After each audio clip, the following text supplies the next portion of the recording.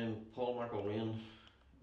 My son David McElwain, who was 18 years of age, murdered along with a friend of his, Andrew Robb, 19, on the 19th of February 2000 in Tandragee. I'm Lefty Donnelly from Galway.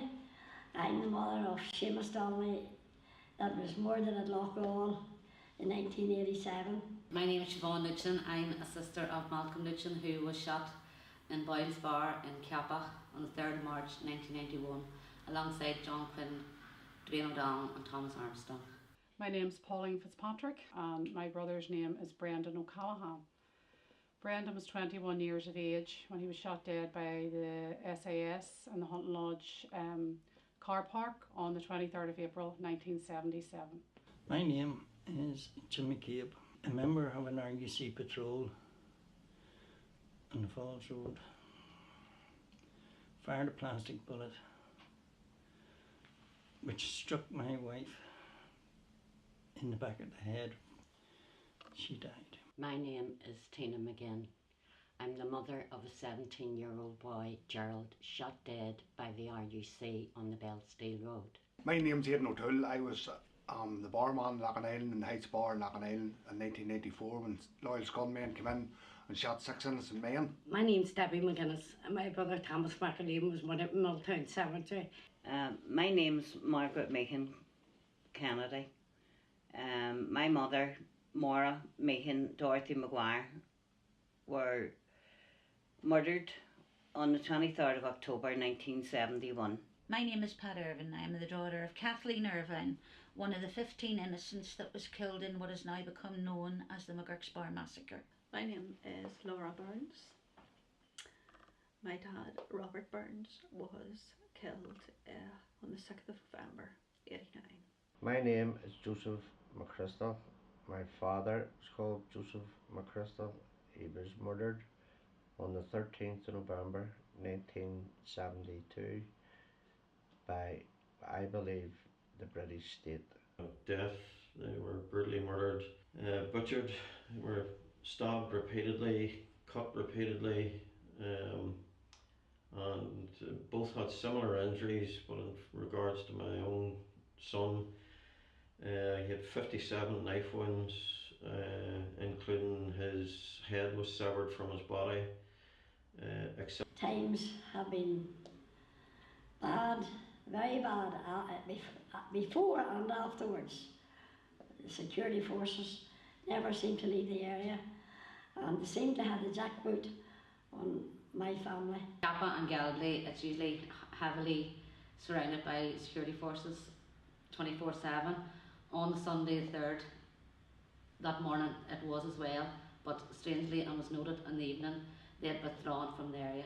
And that's when the loyalists came. He was an only son, an only brother, and he was the second oldest of our family and a very much loved brother. 37 years later, I have not heard one word of any kind, either of sympathy, apology or explanation from the RUC. Gerald's death created such turmoil in my family. To be quite honest, it broke my family up for about 2 years. Thomas was 20 when he was murdered.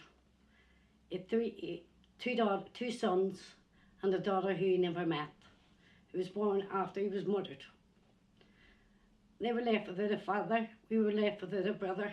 The 6th of November, 89 was the day my life stopped. I'm still there that night.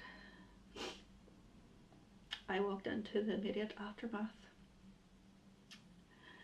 and I saw the damage and the devastation.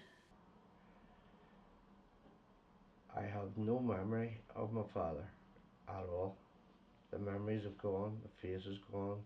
I have never had a family life. I have no idea what it feels like to be loved.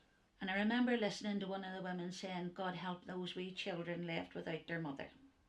And that was how I heard my mother was dead. It's time the government take the right decision. They're at a crossroads. They can either keep doing what they've been doing and block and withhold the truth, or they can take the right way and disclose and make the right decision for victims. Everyone's entitled to the truth and it should be brought out now. Any new investigation into these killings need to be totally independent. That means no PSNI involvement or no former RUC involvement. Any new investigation needs to have all access to all the documents on these killings.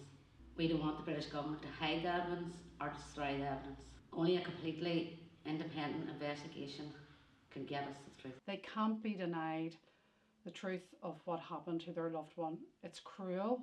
I would like all those who are guilty to be held accountable for everybody in this state. I think the people who was injured and the people who aren't fit to work again, whereas through mental or physical disabilities, should be entitled to a pension. We don't want the British government to use its power to cover up the truth. We don't want another 30 years fighting for the truth.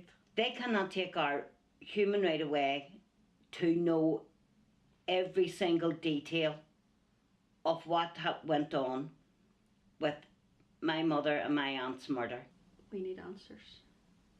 We need answers to explain why he's not here, why I don't have my father.